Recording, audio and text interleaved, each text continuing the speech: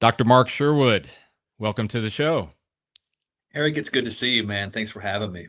Yeah, we're excited, and I know we had a brief conversation before we recorded, and I'm super excited to talk about healthcare, not just healthcare, but that and its impact on the emotions and the emotional health of patients that you take care of. And then in general, for our audience, for them to learn more about how those two work together. So I'm going to jump right in. And Okay. I'm hoping I'm going to be able to keep us to an hour. But Mark, if we get past that, I'm just going to say come back for part two. I hope you'll We'll do do it. that. And Yes. also, I'd like your wife to join us too. So, because I know you're in Oh, practice together. she's an upgrade, man. She's prettier and smarter than I am. So you guys will enjoy her even too. W- Well played. Well played. All right. So, when we think about the patients slash families that you see, what are some of the common concerns that you encounter, whether it's relating to a serious health condition or not? What's some common things that you see here in the most recent? Well, probably I think people need to know, Eric, that our health in this country today is the most unhealthy it's been in the history of mankind's existence. It is that bad. The Yeah. greatest dilemma I see today facing us is how to navigate this dreaded consequence of the standard American Western diet environment. It is that bad. And I'm seeing now things like insulin resistance or type 2 diabetes that used to be occurring when we would lose our perhaps our endocrine communication abilities later in life, talking about 50 or 60 years ago, Right. people in their 80s or so. But now you're seeing this work downwards to people that are in their upper teens, not to mention the obesity crisis. And it is creating quite a strain and a stress, and not just on our system, but on families' lives to be able to do what they want, when they want, how they want, for as long as they want, because we're seeing an increase in this thing called six span.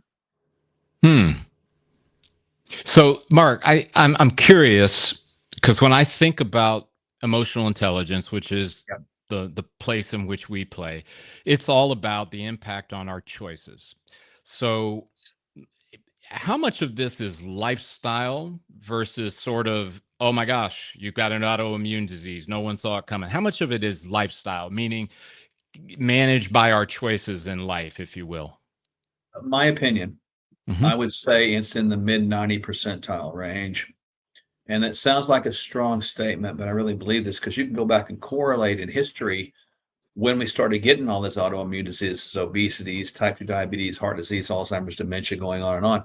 It Right. really sort of, not to mention autism, it really started to blossom or bloom in this exacerbation of a trend starting back in the early 80s at the intersection of two things that happened. You had this induction of the food pyramid. The government started getting involved Right. in Yeah. what they thought was best for our food supply, and that created a lot of lobbying and subsidies and things and poor foods, and education around that. And then you had the same thing with the vaccine liabilities got transferred to the government and away from the vaccine companies.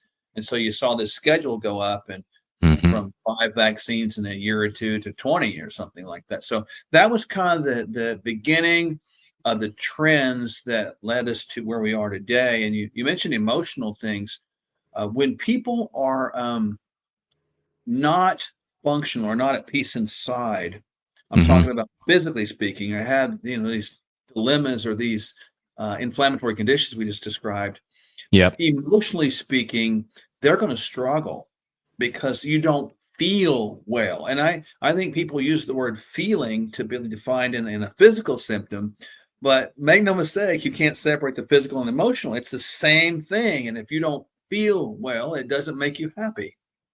Well, what's interesting about that too, at least from my own experience, is the connection to food and our relationship with it. And I Yes. know food is not the entirety of the equation, but the idea that you know what I'm gonna just wow that's one chip, but now I'm Mm. eating four, and wow I could eat the whole bag type of thing. Do you There encounter are is that part of your equation too? 100%, and a lot of people don't know the whys behind that. So, I'm Right. going to share some things right now. People are going to go, what? So remember that studies have been done to show Hmm. that sugar can drive dopamine as effective or more effective than cocaine, right? So you're Hmm. talking about a very addictive drug-like substance. I'm talking just processed sugars. But then you think about, well, what else is there? What about those chips? What about those breads? Why do they call those comfort foods? Well, it's because the chemicals in those things through gliadin, gluten, and even some of the proteins within the dairies, they convert to these exorphins. And people can look this up, EXORPHINS, in our gut. And these things, Eric, bind to our opioid receptors.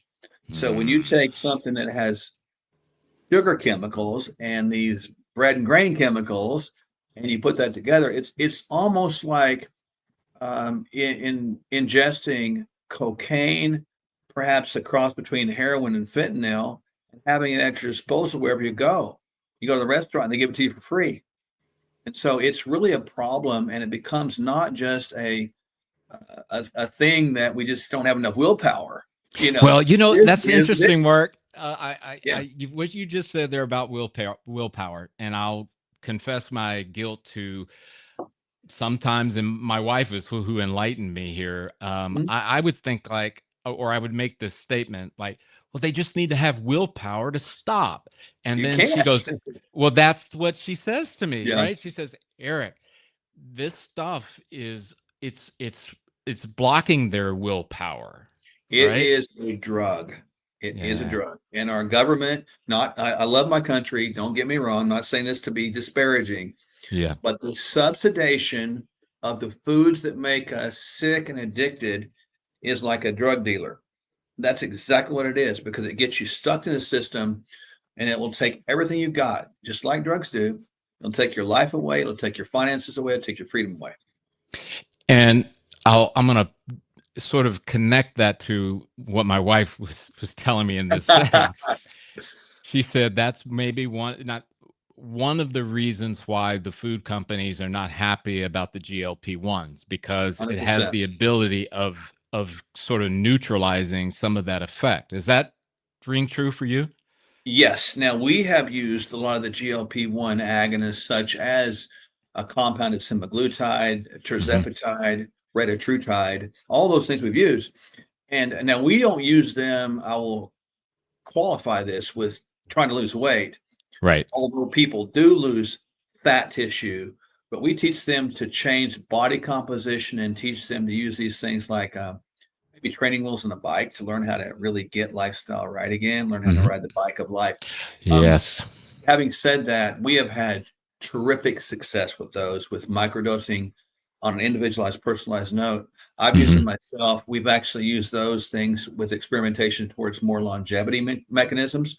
Right. And in this kind of concept, we use them to create more ease of perhaps in engineering a 24-hour fast that you might do like every, you know, 3 to 4 weeks or something like that, right? So Mhm. Mhm. there's things you can do that are out there, and I think those things are a blessing if used correctly. Yeah. Wow. Well, Mark, it's probably not lost on you. I could probably just do a show on this. But for our audience who tunes Yeah. in for a lot of a variety of things, but certainly from an emotional standpoint. So Yeah. as a physician, and certainly feel free to use Michelle as in your answer as well. How important is trust and empathy when you are meeting maybe a patient for the first time? My wife and I, we have several statements that we make. Mhm. And I've learned this over time, Eric, and this is the dysfunction of the system that's out there right now that predominantly takes over Mhm. healthcare. There's not a relationship. We know that good things happen in a trustworthy relationship. So we're going Mhm. to create that. When we work with people, it's a partnership, man. It's not a dictatorship. And when we work with people, they get better. And they get better because I realize from an anatomical position that Mhm. I'm graciously given 2 ears and one mouth, meaning that I listen twice as much as I speak. And Yeah. hear their story. And the questions that I go with, and this really helps people frame it right because it is not, I don't want them giving verbal diarrhea on what's wrong with them. I'm not looking at that. but I want to coach them, guide them into areas that they talk about themselves, the things that are going good. And we create that story first, like, well, before we get into what's going not so well with you, and I use the words carefully, I want Hmm. to hear about what makes you happy. Tell me about your spouse. Tell me about your grandkids. Tell me about your kids. Tell me about your dogs. Tell me about your house. Tell me about your hobbies. And I want them to go through that. I'm talking 15, 20, 30 minutes. And I want to build up some momentum about what's good. And they're Hmm. like, they care. And then we take notes. And you know what I talk about the next time I see them? I don't talk about first question, how you feeling? Talk about how's your dog, Spot? How's your husband, Fred? Hey, Hmm. how's that aunt of yours? How's her condition? And if you go there, they see that you care. And the old saying goes, and it's true, people don't care what you know until they know you Yeah. care. Yeah. Interesting enough, my own experience in the more, well, because I don't consider I would say the traditional healthcare system. Maybe that's a good way for me to Right. put it, right? And I had a condition that was diagnosed in during the pandemic, in the early part of the pandemic. So that would have been what, like February, March of 20. Yes. And it was a pretty serious diagnosis, Mark. And Mm. it was it was almost like I felt like I was in the grocery line, right? So you're in line with your 20 things and somebody's in front of you with 25 things. They finish up their bag, they move on, you get to the register, the person rings you up and says, "Here's the total." And this is all like a whirlwind to me. I had gone through testing, I mean, all these different things, and it was pretty much, this is what it is, this is why it's going to happen, and this is what we need to do next. And now have a nice day. Wow. And uh, it was like, well, hold on. I'm trying to get my mind around what you just told me, what you just diagnosed me with, and you're Yeah. basically just telling me, okay, we're done here. You've got to move on. You mentioned spending 15, 20, 30 minutes, I think more like 20, 30 minutes just to kind of get a sense of who they are. Yes. How is it that you're able to do that? But that my example is not just one. I have other situations where it's like one, two, three, four, go. One, two, three, you got to have. So what's going on there? Well, a lot of people don't know this, and I have experience with this. And my wife, Dr. Michelle, would know this as well. Now, my Hmm. wife was kicked out of mainstream medicine. She's a double board certified, top of her class osteopathic physician, very smart, Yep. but she was kicked out of medicine because she was spending too much time with people and they weren't coming back for return visits. And therein lies a dilemma. And this is back in about 2000, 2010, so to speak, Hmm. something like that. Yep. Right. So what happened was, and people need to know this, I cut the physicians a little bit of break here. But what happens is they are driven by a system that collects money via collection on people filing claims with people's insurance companies, right? So they have a Hmm. certain value that's applied to X patient, Mark or Eric of the world or Michelle. Yep. And that value must be applied to expenses. And remember, healthcare today does not care about your health as much as they care about the profitability of the system. It's not a nonprofit. It's not for your health. It's for profit. Any for profit business, it is not good business to waste time because time is money. And if you got physician A spending 15, 20 minutes, or even like we do an hour with people, Hmm. I can push him or her into spending 6 minutes a person and giving me, 10 people an hour. I can turn over the financial system and make more money off of that. And that's what I'm going to push for because ultimately I don't care about anything other than that he follows the standard of care protocol, which is give your medications. That's what I care about. Yeah. And they're not in the job of, and I'm not bashing the Oh, clinicians, I I'm get that. the I get system. that. Yeah, The I understand. system's not in the job of correcting disease processes or even preventing them or reversing them. They're in the job of managing them. Well, And what's as you interesting, Mark, is manage, I'm interrupting you. I'm sorry. yep, That same condition, fast forward 5 years later, I found a doctor specialist inside of the traditional, But what was interesting about it, this guy had exited out of the larger hospital system Yep. to go into a private practice where they wanted to develop a specialty Bingo. around this particular diagnosis. And it was very clear to me, and he never sort of overtly verbalized it, but it was very clear to me, I'm going to spend as much time as I want to here because Bingo. I want to understand and I want to go down a path with you that's going to give you, and this is where I was going with that empathy and trust thing, because all of a sudden, Mark, it was like he hears me. Yeah, you probably He's got healed about that time. That was your Oh healing my journey gosh, beginning. you know? Yeah. I mean, it was Yeah. so surreal at the beginning because I'm going, wait a minute, wait a minute. This is not what I'm used to.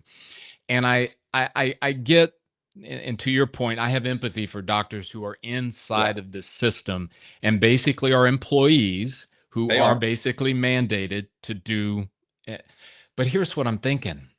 Could we not, I mean, how long does it take to establish some empathy? How long does it take to to make it clear that I hear you?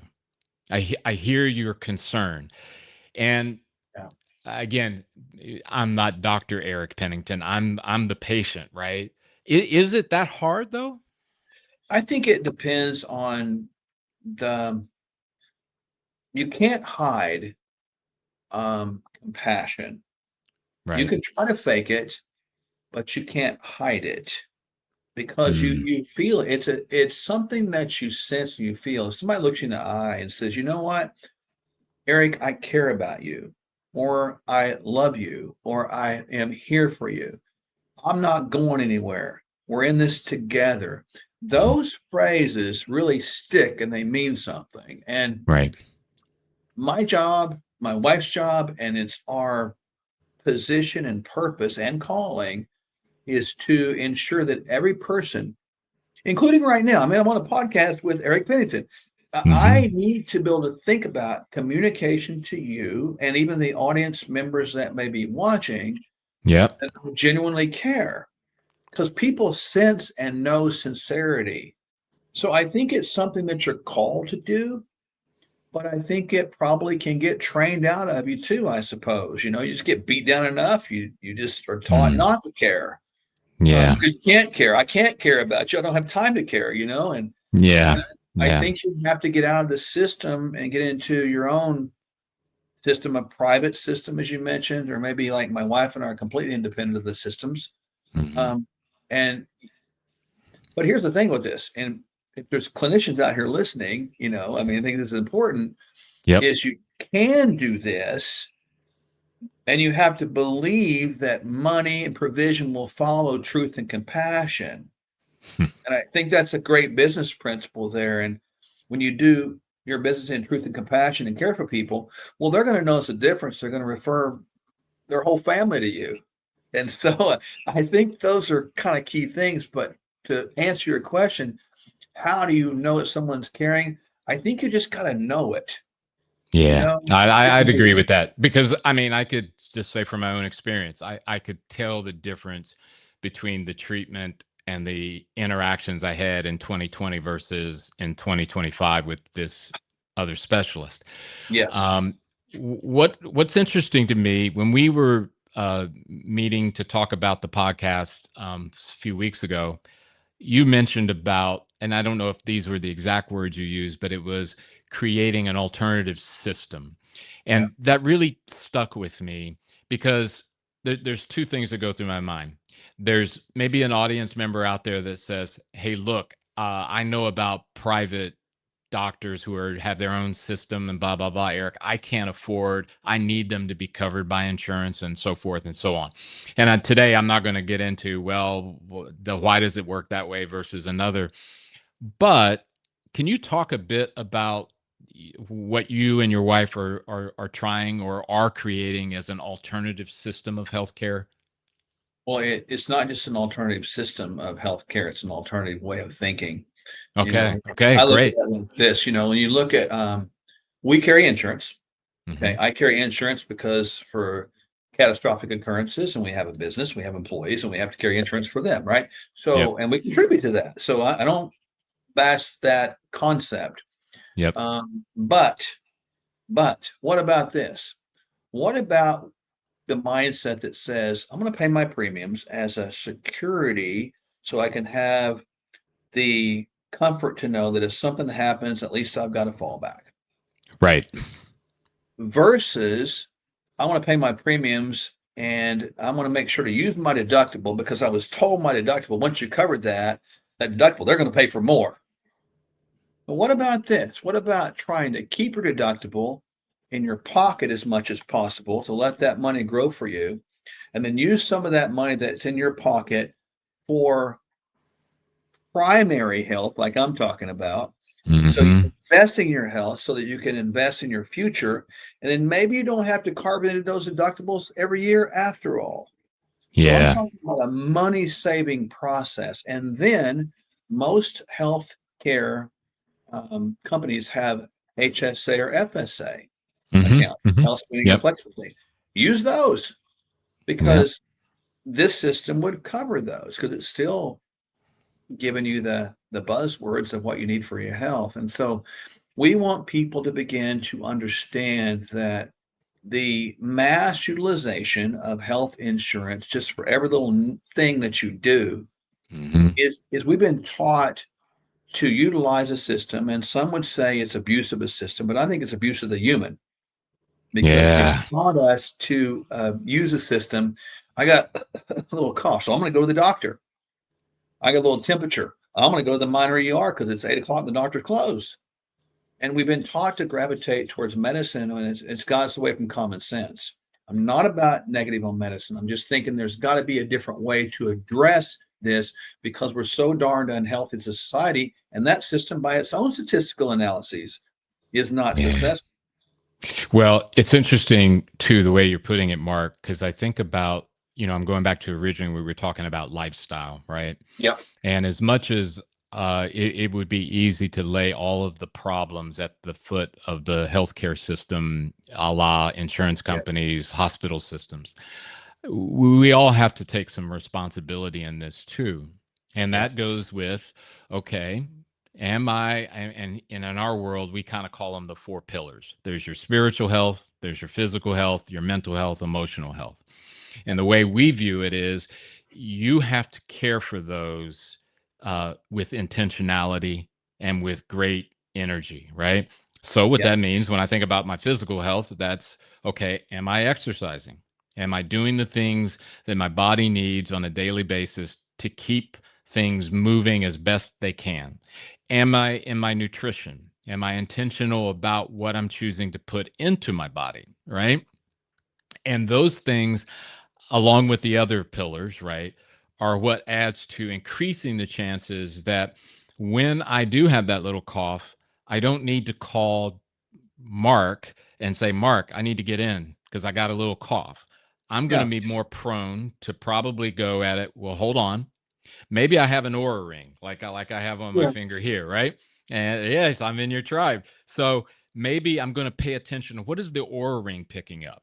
Maybe the aura ring is saying you got a slight thing going here. Maybe I can, and this all goes back to that decision making and the choices, because my gut is potentially out in the audience, someone heard you talk about this alternative way, and there might be, whoa, whoa, whoa, that's going to cost. And what we always will advocate, right, Mark, is okay, let's slow down.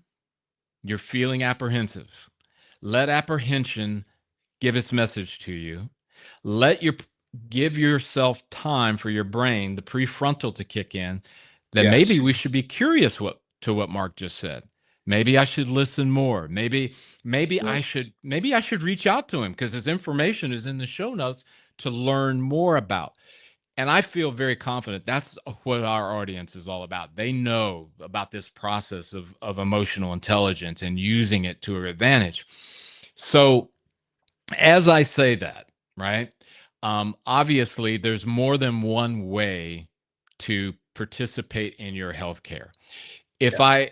If I look at it through that lens, Mark, and let's say that audience member has gone into the show notes and says, "Okay, this Dr. Mark Sherwood, I've looked him up. What would be the process?" And I'm not. I don't want to spend time here today to kind of go through the intricacies, but what Yeah. would be their first step if they wanted to engage with your practice?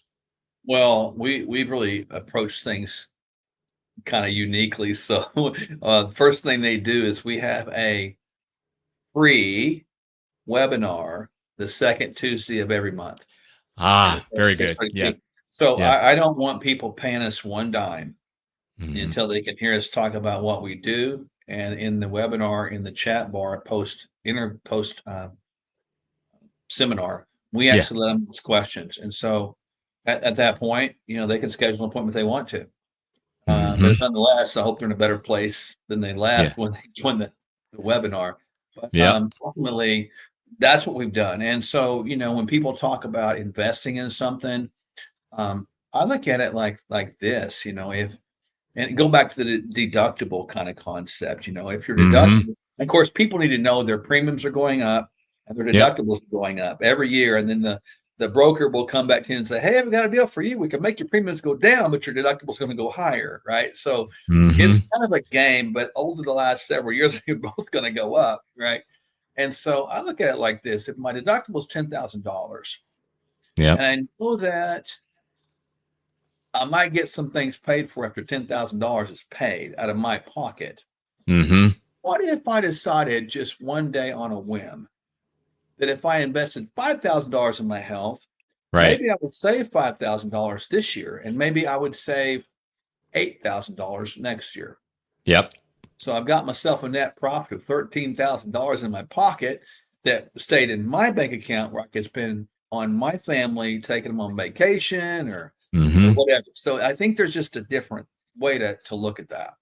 And we always advocate this idea of non-dualistic thinking, right? Yes. And this idea that, what, there might be other things that we can look at outside of what we've always done. And Mhm. I think you're giving a great example. I mean, right out the gate. No, come to a free webinar. Yeah. Understand what it is we do and how we do Yeah. it. And then you can decide whether or not you want to move to the next step, or if, hey, maybe it's not a fit for you.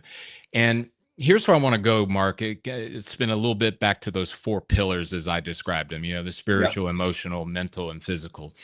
So when you guys are treating patients, I get a sense, you may correct me, right? I get a sense that in your practice, you do look at not just their physical problem issue. So can you talk a little bit about that?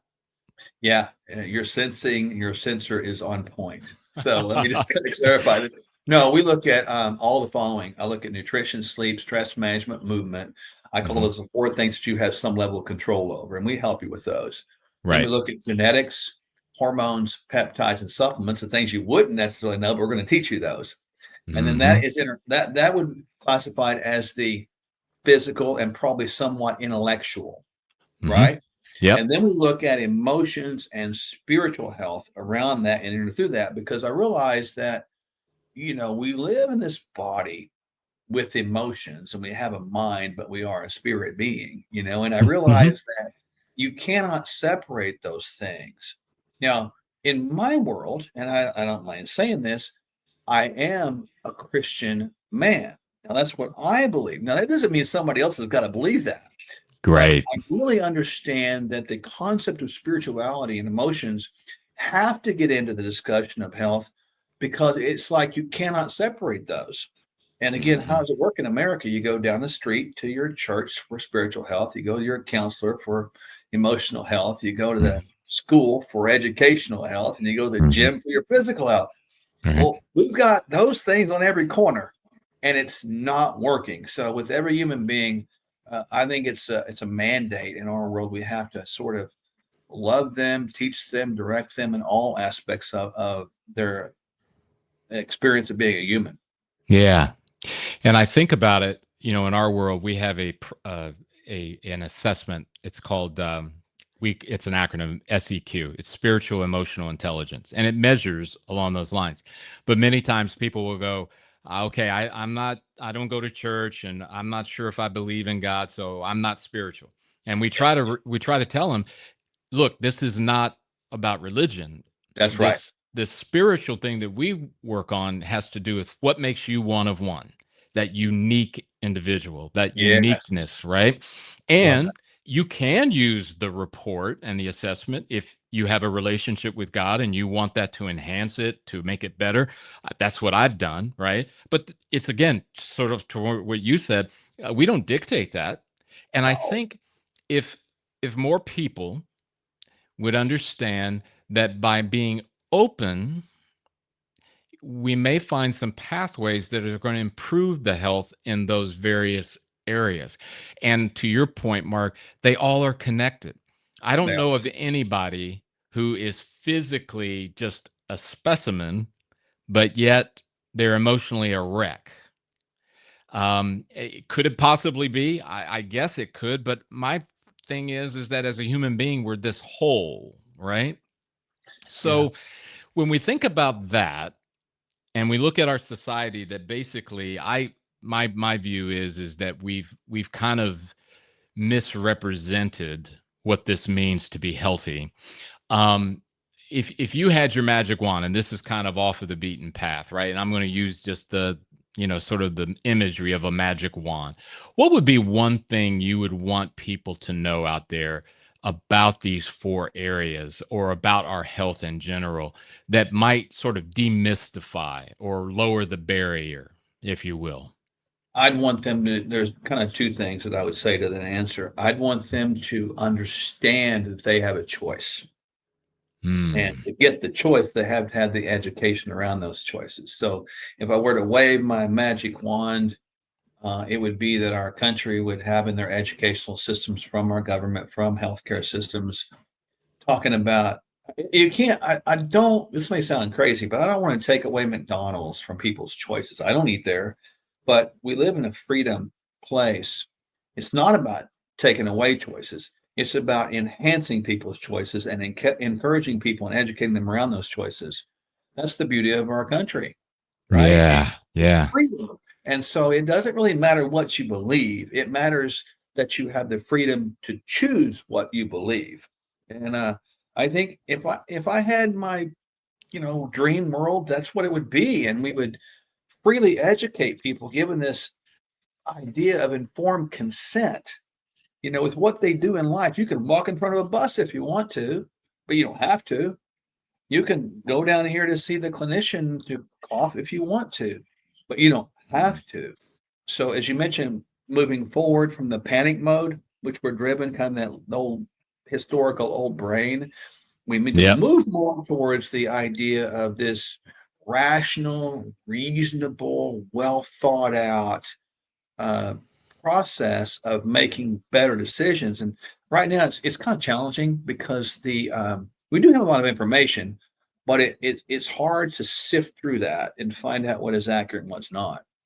Yeah, yeah, and, that's interesting, though I don't have any real true science around it. I don't have any research, but if you said, "Tell me, in your 10 years or so of being sort of focused in on the emotional intelligence side of the equation, what's the common thing that people say is most effective?" And Mark, without fail, I would say it's the idea of the pause. The idea that I 100%. will slow down enough to allow that emotion and those peptides and hormones and chemicals to subside, Yeah. so that I can, oh, wait a minute. I don't think he meant that. Maybe I should ask a qualifying question so that I can understand more. It's Eh, very fascinating you say that, and I just affirm that for the audience. Yeah. This is a big deal. When I Yeah. was a police officer prior to my career as a naturopathic doctor, part of my job eventually was in the training aspect, and I would teach the officers to, I'd call it a professional pause. I'd use that word pause when Hmm. you're addressing somebody, because if you're addressing things from a reactionary mode, you're probably going to make a bad decision, or you may initiate contact that may be seemingly necessary, but could have been avoided with a pause. And Yeah. it's like verbally pausing because you want to react, but you don't. And I still teach that today to my staff, and Mhm. like, you're going to get paid people that are upset because they don't feel well. Just Mm. pause and learn to respond versus react. And when you Yeah. do, you make better decisions as a general rule, and you guard your tongue, and the tone and the pace is just so much more loving and kind, and you don't escalate the system in other people or yourself. Yeah. And it's interesting, because you mentioned this about your staff, your employees, right?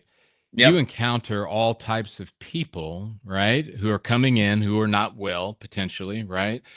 Um, what are like, do you formalize that in your practice that, hey, we're gonna remember, we're gonna do, and I want to bring up to you something from the Jewish tradition that I think is really connected here. But let me stay there. What are some of the things that I mean, you mentioned about the pause with your staff. What are some of the things so that they can be more prepared? I tell the staff we train and meet once every 2 weeks for an hour, and I put that on the calendar, and it's during business time, so I don't make them come in after hours. We just kinda close the business and do that, and Right. we usually talk about, we have a training time. We train them on new techniques, new products, new Mm-hmm. theories, protocol, etcetera. Yep. We always talk about customer service. I want the Ritz-Carlton approach. And I will push that envelope, and what I mean by that is not that, you know, you gotta go stay there, but I want Right. people to Right. understand that we need to know their name. It's almost like the let me just rephrase it where people can understand probably our age bracket. The Cliff Clavin approach. When Cliff walks in, "Cliff," it's like in the old Cheers show. We need to Right. know people's name so much so that they feel like this is part of a community that really loves me and cares for me, and I'm important. And I want people to know, and the staff is instilled in this in our training, that your job is to put your feelings beside the point, to pause, and to do your best to make that person, and you don't control the way they feel, but your job is to, with what you control, to give them opportunity to feel valued. You know what's Feel interesting, Mark? valued. When you said that, you know what went right to my mind is when I'm going to visit. Um, I have type 1 diabetes, right? That's There you that's go. Okay. my thing, and going to see my endocrinologist. And here's the approach: Eric Pennington, and then okay, Yeah. date of birth, and Yeah. it's very Yeah. cold. Now, okay, I know the world, our audience is going to say, but Eric, you're one of these emotional intelligence people. You probably are going at it and kind of making light and connecting with them, whether they, okay. But I just thought about what you just said, and I go, Yeah. no, it is. It starts with they call out my name first and Yeah. last. They'll ask me my date of birth. They'll ask me if anything changed with my insurance. But man, how refreshing would it be that they might be able to look at that screen and go, wait a minute, this guy's been in our practice for like 20 years. Yeah. So what if it was, Eric, good to see you again. How are you? That Yes. would be like, well, wait a minute. You see me? You see Yeah. Eric, not Eric Pennington, Yeah. right? You're not type 1 diabetic, you're Eric. That's Yeah. that's what they should see, and I don't wanna see diseases, Eric, I wanna see people. Yeah. And plus, this is interesting, when people get a diagnosis or something that maybe they have to manage, like a type 1 diabetes with insulin, okay, great, Yep. but it's really important they don't own it. They don't own it, and it doesn't Yeah. become an ID card. Yeah. The My name's identity. Eric yeah, my name's Eric Pennington, and I'm doing great, man, and by the way, I happen to deal with this, and this Hmm. instead of, like, saying, "Well, I'm type 1 diabetic," and that's your whole calling card, that's important to not become the, first thing people say, Yeah. Yeah. It's really a big deal. Yeah, it's interesting to me too, right? That these paradigm shifts, right? Because what I just described and what you actually really did with the way that you want your staff to greet patients and things like that, those are not things that violate some state health No. requirement. These are things that you could implement very clearly. And I almost think of it in terms of it's just using again, it's kind of taking a more non-dualistic approach, right? Like, well, why can't we just note that, wait a minute, this is a person that's been in our practice. I'm going to address them as Eric. It's good to see you this morning. because Yes, you know me, I've been here multiple times. Um, let's connect that. I just want to throw this out. All right. I saw this clip about the Jewish tradition and how their holidays, their remembrances throughout the year, there's so many.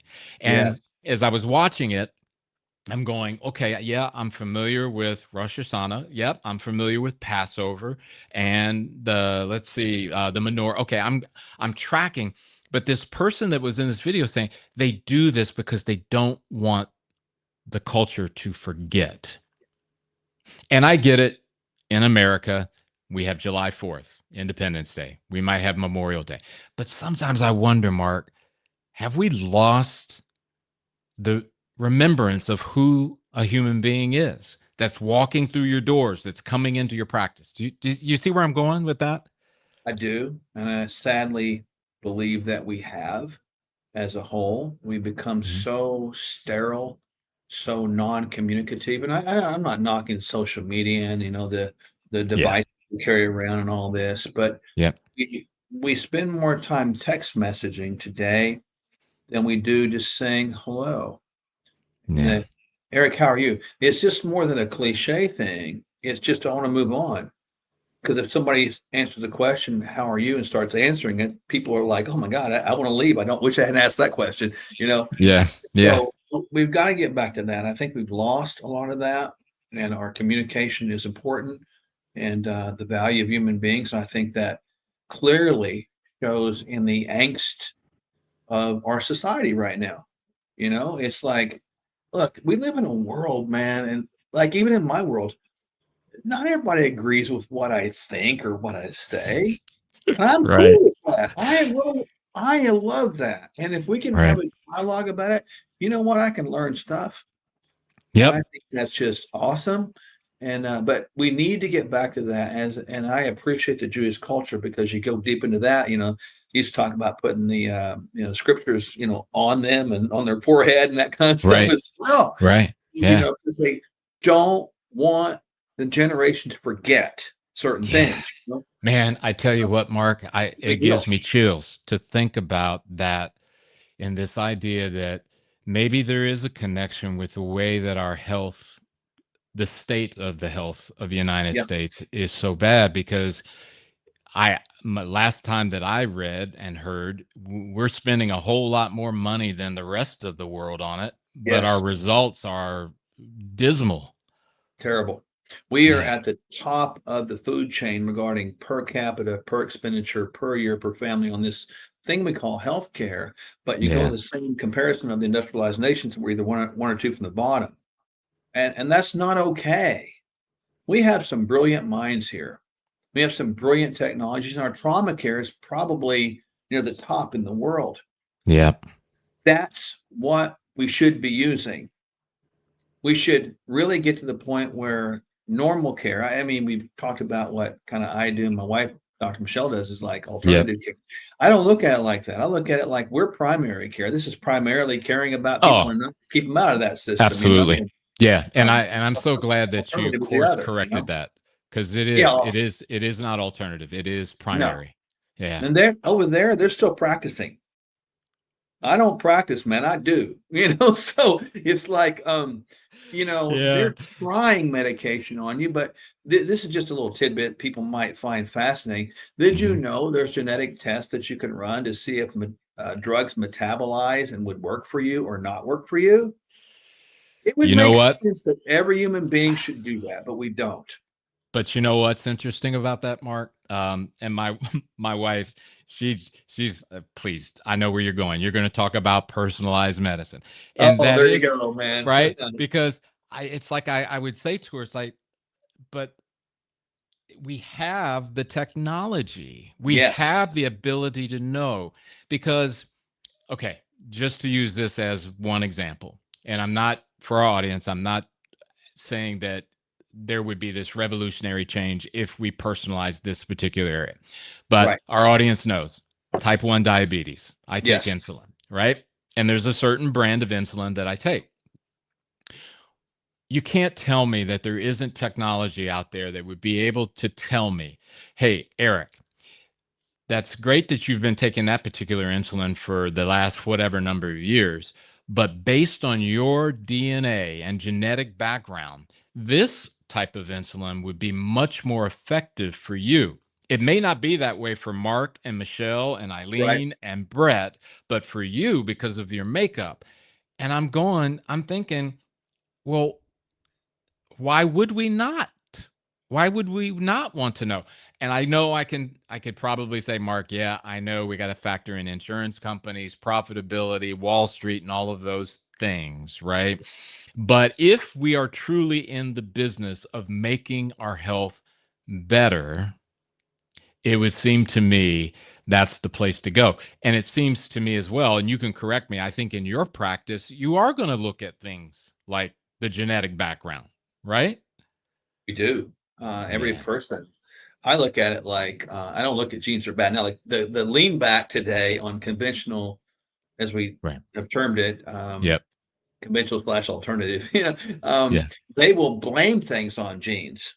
Well, it's just you got a bad set of genes, man. It's just the genetics, but that's not true. The truth is, they don't want to know about the genes because the Human Genome Project confirmed back in the early 2000s that only about 4% of all disease processes were tied directly to genes. So they Yeah. were looking for the wrong answer. And Mhm. when you look for the wrong answer from the right information bucket, you're still going to get the wrong answer. So I look at the genes differently. I want to know, like in Eric Pennington, I want to know how you're wired, man. I want to know what the nucleus looks like. What Yeah. does your wiring look like? What are those recipes that make the proteins that are known as genetics? How do they respond in you in regard Mhm. to environmental cues? And when I know that, here's an analogy I like to give people. Like downstream Yep. is like life, a flood is like disease. But upstream from the river, you have a dam, and above the dam, you have a reservoir. Now, in that analogy, down here is Eric. This is your genes, and your genes respond and react and respond to this environment.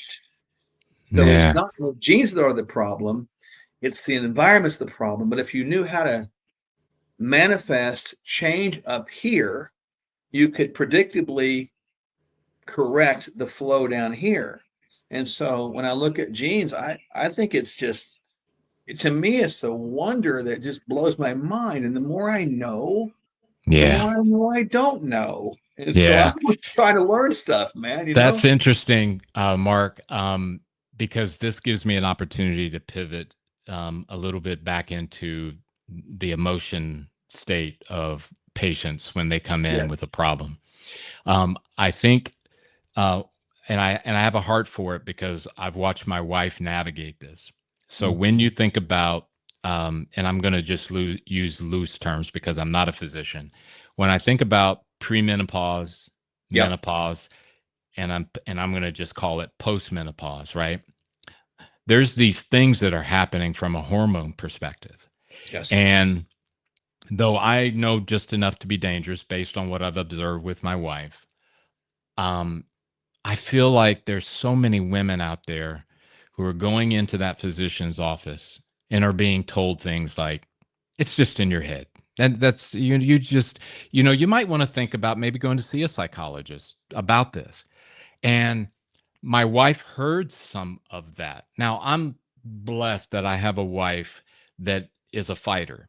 She's not going to just let you say that and then go, oh, okay, well, I guess I better. She's the type that will say, would you please give me the study that makes you think that it's just in my head? Yeah. Right. But you know what, Mark? I think there are probably a number of women out there who are going, they think I'm crazy. They think these symptoms I'm experiencing are not rooted in actual issues. They're rooted in just in my head. And I want to affirm your practice in the sense that if you are saying, "Hey Susan, hey Deborah, we see you.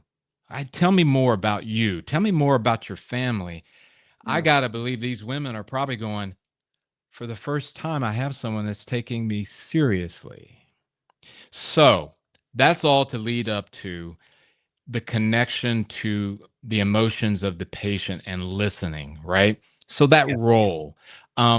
I don't want to get into the clinical side of hormone therapy and things of that nature, but do you see an impact by taking the approach of let's see Susan, Deborah as a human being first? Is that an effective strategy in this regard?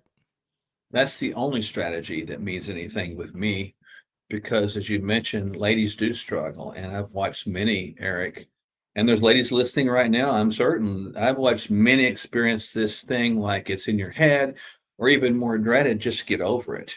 Or even go Mm, one step further and says, well, that's just part of getting older and just you gotta deal with it.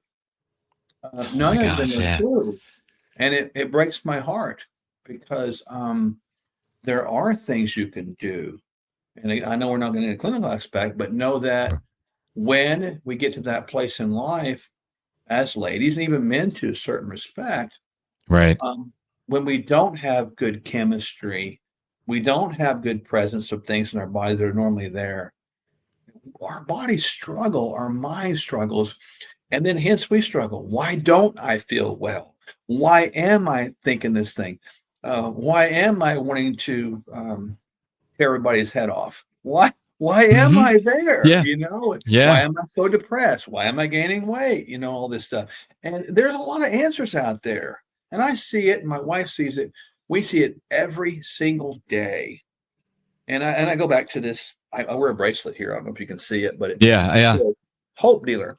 And so we believe in That's giving great. people hope, you know, and Yeah. I think giving people hope costs nothing. And you Yeah. think like that, you give people a flicker, a little light of hope, man, that will get them going to the next day. And sometimes that's all people need because they don't think Yeah. they get through the day, man, you know? Oh my gosh, that's so great. That's so great. So, kind of as we're getting toward the end, and I would, Mark, I'd like to have you and Michelle back, and maybe we can Oh, kind of talk about sure. that process for women because Yeah. like you, it really breaks my heart to see them struggle, and quite frankly, be dismissed Yeah. through this process. But let's pivot to what's got you excited here in the most recent frame. Are there some breakthroughs? Are there some treatments or protocols that really have you excited in your practice? Yeah. The more I've gotten into the concept of longevity as I've, got older, I've Mhm. realized that probably our expectations have been less than where they should be with the idea of increasing health span. The Mhm. more I've looked at life history, et cetera, and looked at what the human body is capable of, what the organ system lifespan is probably supposed to be, which I personally believe it's created to probably be about 120. You can base that upon the biblical text. You can also base it upon what we know in history. And so, does that mean we're supposed to live that long? No, but does it mean we can live Sure. better, younger, longer, or better, younger, older? The answer is Mhm. yes. And I discovered a lot of these protocols and therapies right now that can um, like specific bioregulating peptides and even using molecular hydrogen. I'm drinking molecular hydrogen water right now, and these Mhm. therapies can go right down to the mitochondria and right into your genetics and actually create on the water you're talking, and even hydrogen, whether you inhale it or water, can mitigate excessive free radicals, which is Mhm. massively important for the aging process.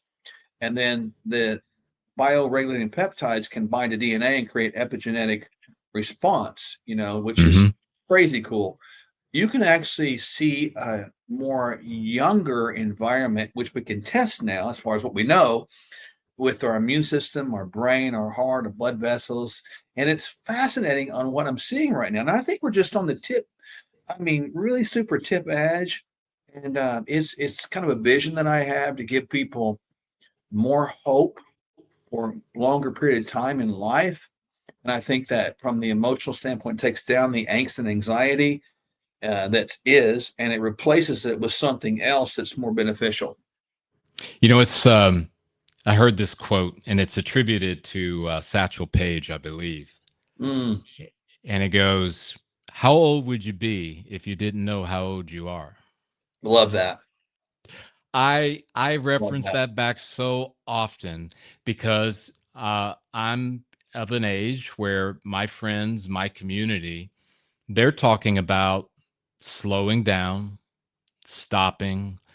I'm not young anymore, and it's almost like they're ready to just cede life over to Yeah. someone or some group of people who are much younger. And I will continually bang the drum. I had this conversation with a friend. Well, why can't you get on stage with your son and sing that song? Why not? Who says you can't? And we were getting into this. Well, my voice isn't what it was. I get that. Well, could you sing it in a different key? Could you Come on. go an octave lower? Yeah. Right?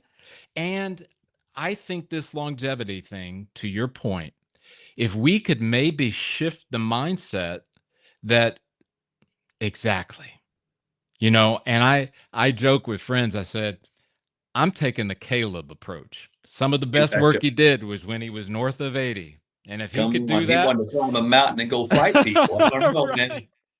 Oh You my know, gosh. and Yeah. you're right, Eric, on that thing. And is that if we think different, we are, and you're really kind of a product of your thoughts, a product of your words, and we need to really pay attention to that. Well, and Mark, I know you know this, right? If you think you have lost it, if you think you can't, if you think it's over, well, guess what? Probably is. You're right. Exactly, even better. Oh, Right. Mark, I am so pleased and thankful that you joined us today. My And pleasure. for our audience, we'll have all of Mark and Michelle's information in the show notes for if you want to get a hold of them, learn more about that free webinar, as well as we're going to have you back on if you will be so So desirous blessed of to it. be there. Oh my Yes, of gosh, course. because there's Absolutely. more to come. There's more to Yeah. come. All right. So, audience, once again, thank you for being here and tuning in. And we look forward to the next time that we're together. Take care.